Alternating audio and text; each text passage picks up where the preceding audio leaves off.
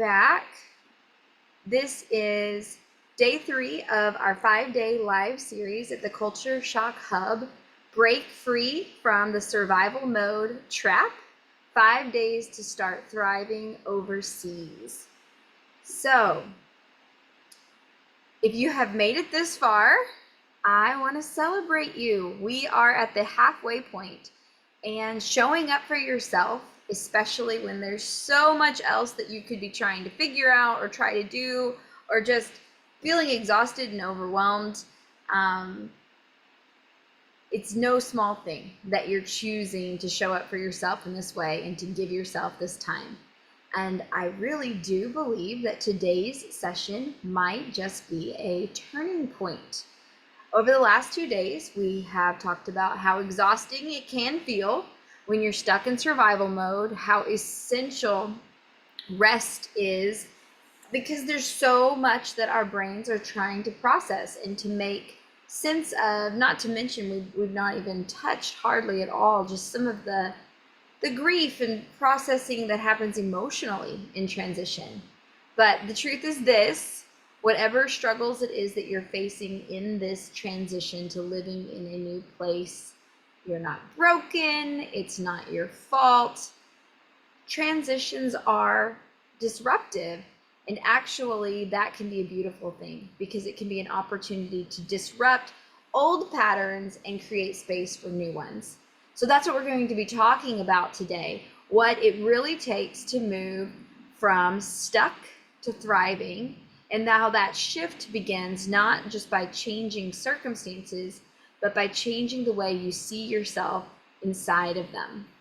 So, as you know, yesterday we focused on rest and how essential it is to recharge your energy so that you can stay consistent. So I do want to check in. Have you made a plan to rest sometime this week? And what is the plan that you've made? How do you want to incorporate rest into your regular schedule? Because it is one of the best gifts that you can give yourself. For me, I got up this morning, I had a meeting, and I gave myself permission to take a nap in the afternoon, and it was lovely. Okay, I see one person saying Saturday, that's the day to rest. Yeah. I know one of our participants here on the Zoom was saying that she actually got to go to a spa yesterday, so we are all jealous of you. And yeah, but I'm curious, how are you going to incorporate rest moving forward? So that was yesterday. Okay, a plan to have a day where during the evening you're not going to have the mobile phone at all. Yeah, get away from screens for a couple of hours. Yeah, that's really good. And then Sundays, a day to rest. Beautiful. Okay, so today may be the most powerful day in our whole series.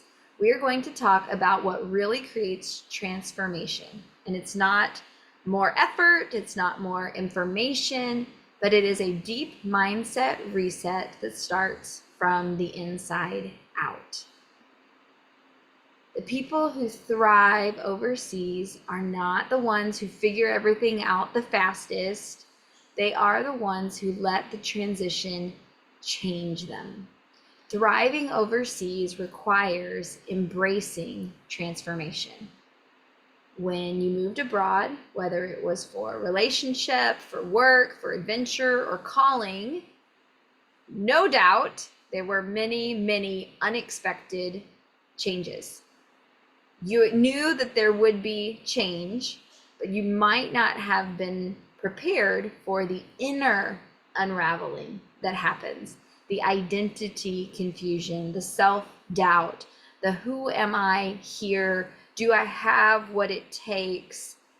Is life always going to be just like this kind of questions?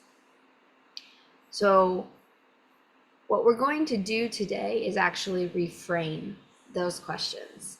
And instead of trying to figure out if you can get through this transition, maybe reframe it as something that you don't just get through, but actually that you embrace and allow to grow and change you.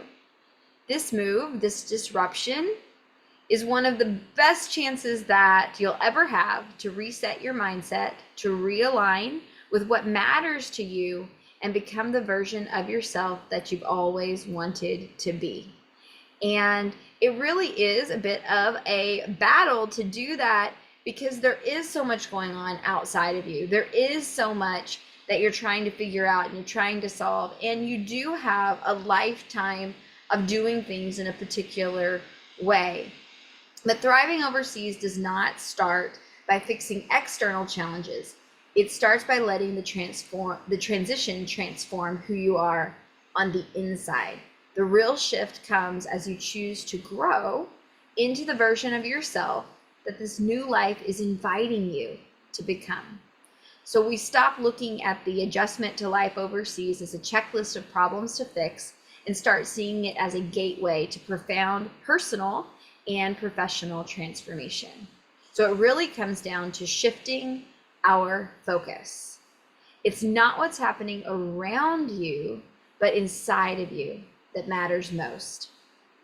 It's so tempting to just try to push through, to just keep doing what you've always done, the way you've always done it, and hope that the people around you will just figure you out or that it'll finally work this time.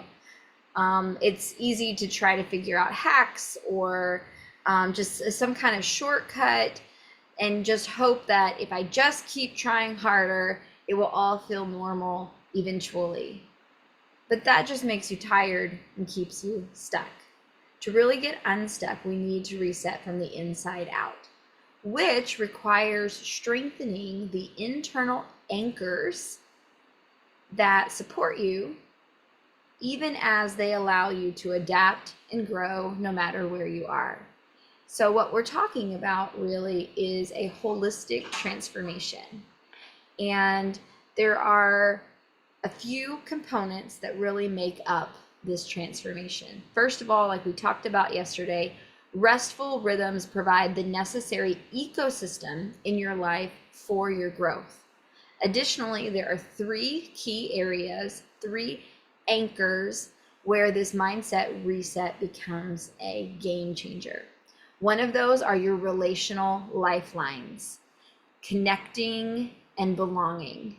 Another is really redefining success so that you can build your confidence again and find your sense of competency even in this new world, in this new job market, in these new set of circumstances.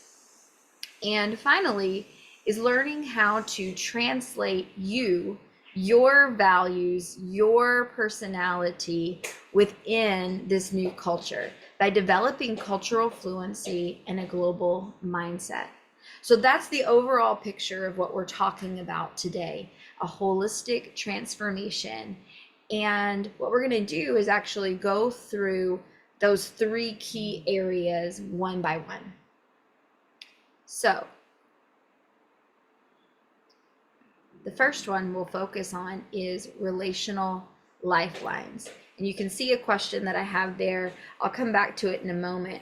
But we are relational beings. We were created for relationship. An awful research that was conducted looked at what the effect was on babies if they had all of their needs met in terms of food, shelter, their diapers changed, but they didn't have interaction. They didn't have human touch. They didn't have someone holding them, talking to them. And what the research found is that babies could not survive without human interaction. It wasn't enough to have food and shelter and cleanliness. They needed relationship, and we need relationship, and all the more so when everything around us feels unfamiliar. But many times when living that expat life, it's easier to cut ourselves off from connection than to embrace it. That happens because of exhaustion, because we're embarrassed, because we're not good at the language, or we don't know how to show up in the culture, or we don't want to call family back home and admit how hard this is because we don't want them to tell us, you shouldn't have gone, I told you so. We don't want to feel misunderstood. We're so tired, we just want to watch Netflix. And regardless of what it is, maybe we're just overworking. Okay, yes, it would be good to have some friends, but I have to do this before I can do that. And what we do is we find ourselves withdrawing, pretending that everything's fine. Or maybe we do lean on a couple of people back home, but they don't really understand this transition. And so a lot of their support may be making sense of cultural differences through their own lens. And so rather than making sense, it becomes more stereotype and just negativity. But this can cause us to spiral because we need those emotional lifelines. And thriving really starts with restoring them, deepening the connections that remind you who you are, building belonging in your host culture, even when it's awkward, and learning how to feel safe and grounded in your own story again. You were not meant to do this alone. There's a very interesting book called The Joy Switch that really talks about how there is brain circuitry that flips on and off basically depending on how well we're feeling emotionally connected. It's a very interesting book and it gives a lot. And if we had a whole hour to devote to that, I could go all into it. But for now, I just want to talk about how significant connection with some of those key people in your life who know you, have known you for a long time, who know your values and who support you, and belonging, building a new sense of community where you are so essential. So with that in mind, here's a question. Who would you like to feel more connected to right now and why? You just type your answer into the chat. It could be a neighbor. It could be a family member back home. It could be an old friend you haven't talked to in a long time. It could be a colleague that you're working day in, day out beside, but it feels like there's more friction than connection. Who would you like to feel more connected to right now and why? Even if you're watching the replay, feel free to just type that on in.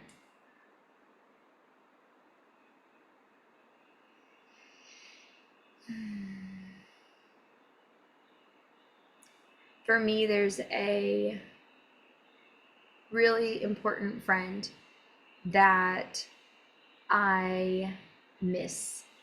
I'd really like to connect with. That's what I'm thinking about. Yeah, friends that you miss meeting in person. Absolutely. You know, certainly just getting to show up and be in the same room with people is so beautiful, and there's not a complete replacement for that. But I have found that if you can get some people together on a Zoom, or even if your friends are getting together back home or in another country, to be able to like FaceTime one person and let them pass you around the room and talk to different people. So they're together, you're not there, and it is sad, but you kind of get to be a part of that community. It feels different than just talking one to one to one with people because there's something different in that community relationship. Yeah. And nothing replaces the in-person. But yeah, I encourage you, whoever it is that you'd like to feel more connected with,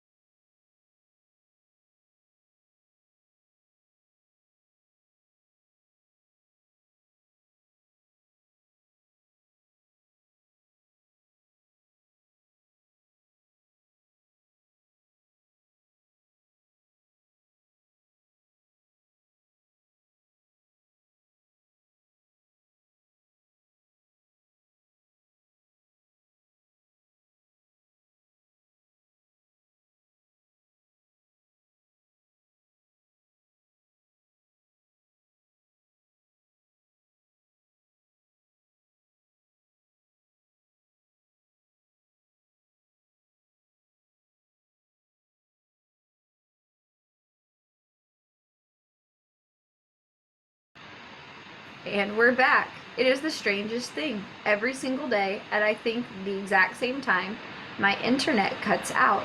So strange. But here we are. Can you guys hear me okay?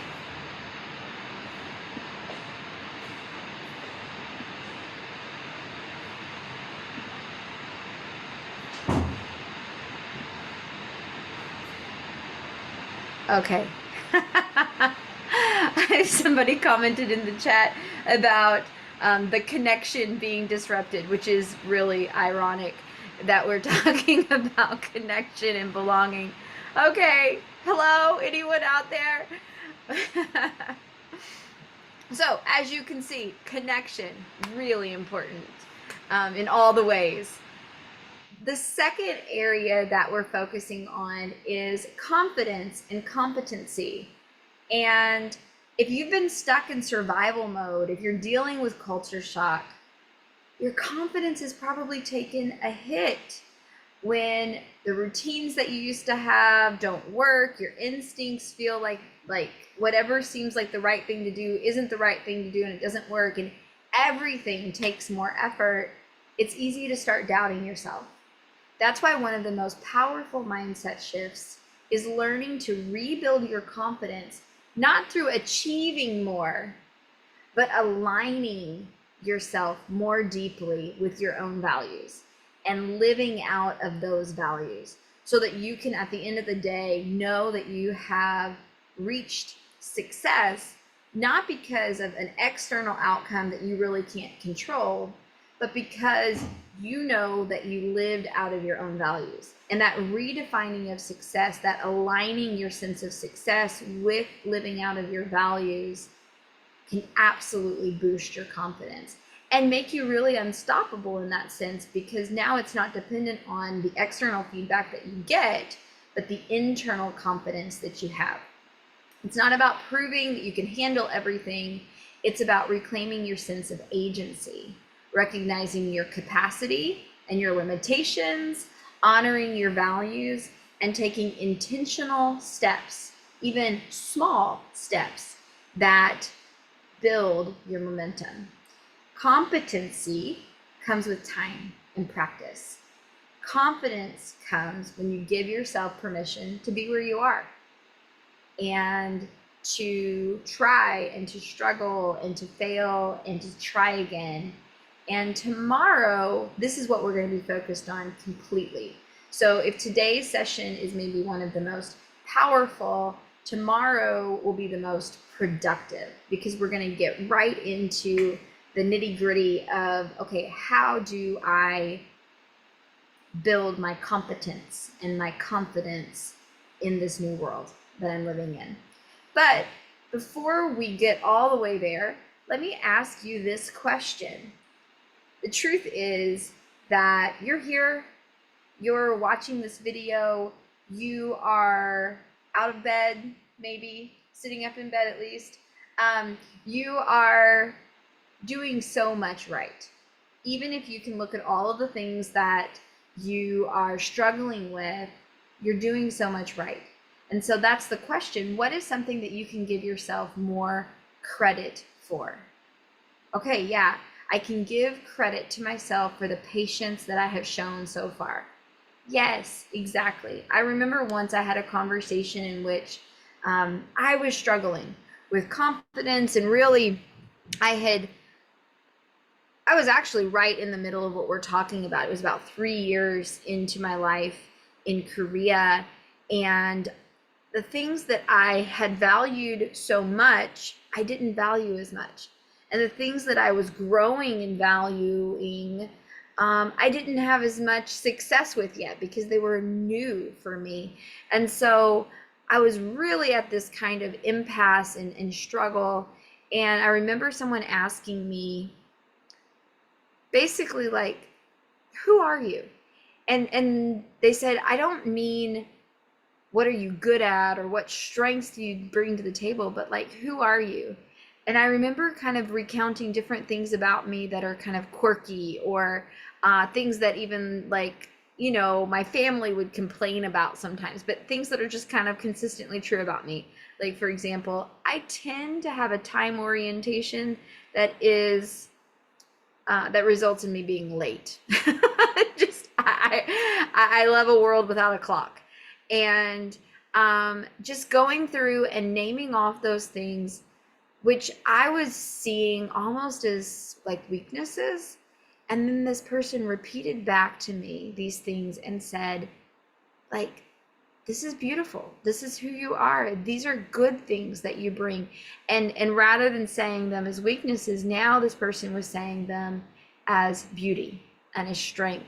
And so sometimes we're hard on ourselves about certain things, but instead of blaming ourselves that we are not more routinized, maybe we can give ourselves credit for our ability to show up flexibly, to show up with patience, to recognize what you've done to support friends and family, what you've done to work towards personal goals. Sometimes we think because we haven't achieved everything that we're still failing. But often we've come a long way, and that's true for each one of us. In some area, there has been great progress, and there are things that without doing anything, we bring value to this world. So I want to encourage you with that. And tomorrow we'll go all in to this confidence and competency and how to move forward. But the other area that is really essential for expats to have this kind of holistic transformation is cultural fluency and global mindset. Maybe we just try to make the adjustment by just observing and trying to fit in or avoid making big mistakes or kind of just mimicking what we see. But true confidence comes within a new culture when you can understand how to interpret what's happening around you and why things work the way they do. Because when you're just looking and copying, or you're just doing what they said you needed to do, it's not from the inside out. And so even though you're maybe going through the motions, it doesn't ring totally true. And you don't have a full sense of confidence because it's a little bit fragile. It's like a mask in some ways. But developing a global mindset means that you stop internalizing every awkward encounter as a failure and start seeing them as opportunities to learn and grow. A global mindset gives you that ability to transcend a little bit, to not have to do things the way that I've always done them, or do things the way that people here want me to do them, but to be able to look at both and to learn something about yourself and about the world through these different ways of understanding the world culturally. Cultural fluency isn't about knowing all the rules. It's about becoming the kind of person who can engage across cultures with curiosity, humility, and insight. When we stop fighting, why is this so hard? Why doesn't this work? Why are people like this? And instead we ask, what am I being invited to understand here? What is this interaction giving me insight into? And that changes everything. And that approach gives you a calm. It gives you a pause. It gives you a curiosity, which opens doors to new experiences, relationships, and opportunities that enrich your life.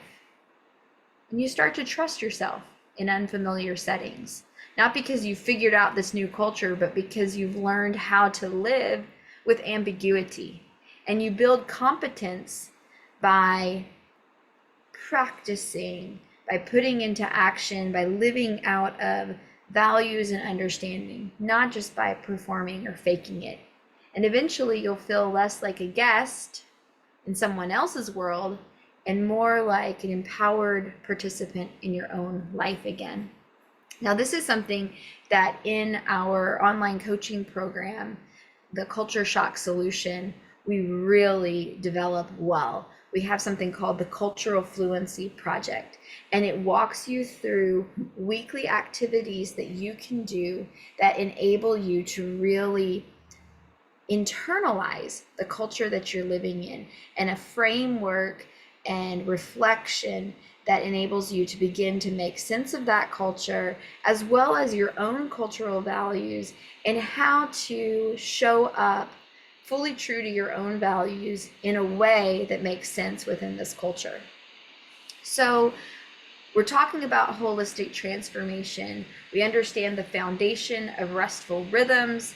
We know that we have these important relational lifelines that give us a sense of connection and belonging, both with people where we've come from and people where we are. We've talked about the importance of a cultural fluency and a global mindset to be able to kind of transcend and to translate ourselves into a new world. And tomorrow we're going to dig deep into confidence and competency. But I want to come to kind of a closing point for us today with this question. What if this season, this frustrating, disorienting, beautiful mess of a transition, was not just something to survive, but your chance to become someone more grounded, more resilient, more you than ever before? And so the question becomes, who do you want to become in this season of your life? I know there's a lot of ways to answer that, but what comes to mind for you? What do you really want for yourself? What do you want for the people around you? Who do you want to be in this season of your life?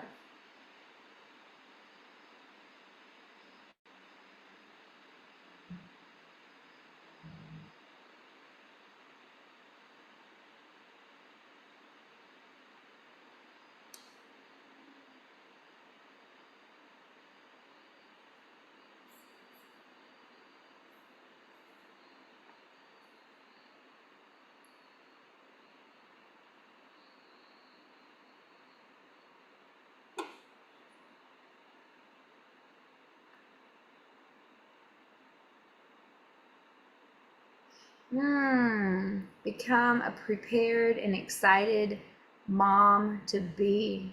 How exciting. There's a lot to that. What does that look like?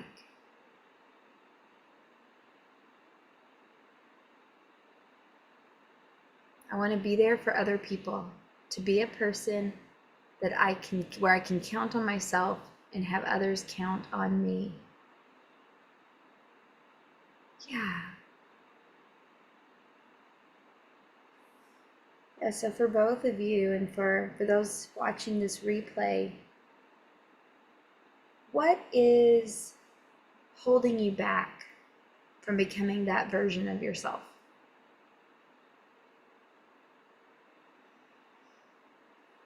For me, who do I want to become in this season of my life? I deeply value a contemplative life. I deeply value living with a sense of quiet confidence and living at a pace where there's a lot of thoughtfulness to what I do and why I'm doing it. And I think more than any of that, the reason I value that contemplative place, more than any other reason, I value that contemplation and that pace of life, because I want to be able to be very present where I am, present in relationship with people, present in relationship with myself, present in relationship with God. I really value that. And I'm so excited because I actually am right now on the brink of a new season. And so that's what I want to safeguard. So each of us have shared something. Maybe you're watching the replay, you've thought of something of who you want to become in this season in your life. So then my follow-up question, it's not on the screen, but I'll ask, what's holding you back right now from becoming that version of yourself?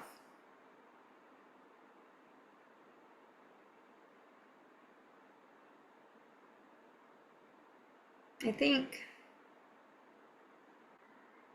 maybe for me,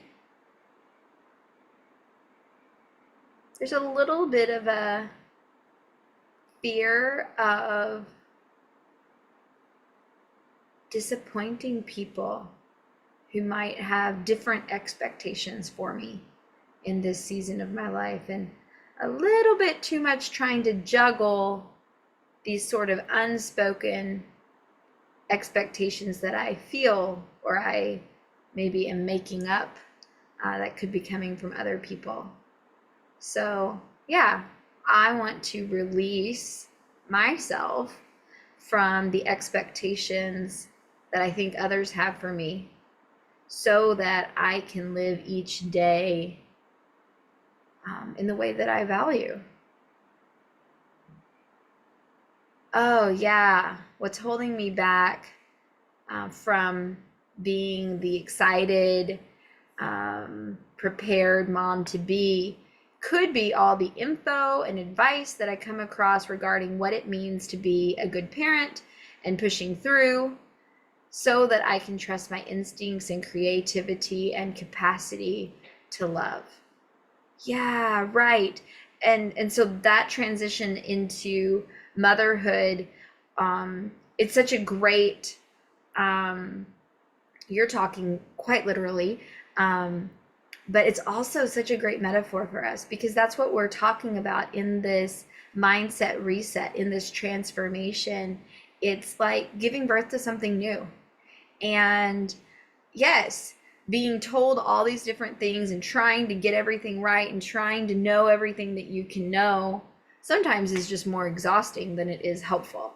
So I love that what you said is that you want to push past all of that so that you can trust your instincts and creativity and capacity to love. Yeah, that's beautiful. Okay, someone else is saying, what's holding me back might be not having a job or the fact that I've lost confidence in me. Yeah, I appreciate that like deeper level because there is the thing that's outside of you and that matters. But then the thing that you have control over is, because I don't have that job right now, I've lost confidence in me. And so then what does it look like to rebuild your confidence? And how does that help you actually to even be able to get the job, to feel like you can count on yourself and have others count on you? Yeah. Wow. I just love this vulnerability and sharing. This is so, so, so good. I want to invite every one of us to take a deep breath because you're doing better than you think. So as we're coming close to wrapping up our session today, I do want to just give the overview of the homework. We've already talked a little bit about these questions. Who do you want to become in this season of your life abroad, and what would that look like? And what is holding you back from becoming that version of yourself? So the action step, though, is to take it a bit further, to imagine a version of you who is confident, connected, and thriving. Describe one ordinary day in that life from the moment you wake up to when you go to bed. What's different? How do you feel? Identify one mindset shift that you could choose today.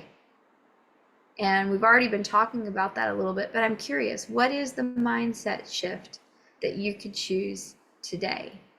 And as always, there's a community connection prompt to share. There's actually a post each day in the Culture Shock Hub on Facebook where you can respond with your takeaway from today. Which of the following do you most need now? Connection, belonging, confidence, competence, a global mindset, cultural fluency, or restful rhythms? So in the Culture Shock Hub, you can share which of those you need the most and tell us why. And where those 7 adjectives come from is in developing our online coaching program, the Culture Shock Solution. Liz and I were very intentional to weave those 7 strands throughout the entire program, because we really believe those are the essential components of a thriving life abroad. They are the holistic components of this transformation that we are talking about embracing. So tomorrow is all about turning this mindset into action. Like I said before, if today was the most powerful, or just kind of going deep, tomorrow will be the most productive, because we're looking at going forward. We'll be talking about the path out of survival mode, and I will show you how small intentional wins create big momentum. And we will be diving into confidence and learning how to celebrate our small wins and use them as fuel to keep moving forward. Confidence is a key part of thriving abroad, and I can't wait to help you build yours. So, if you're wondering how to do all of this on your own, the good news is you don't have to.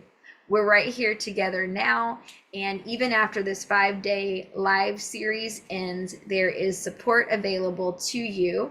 So please don't hesitate to reach out if you would like to learn more. Thank you so much for joining today. Just 2 days left, so give yourself the gift of showing up, and we will see you tomorrow.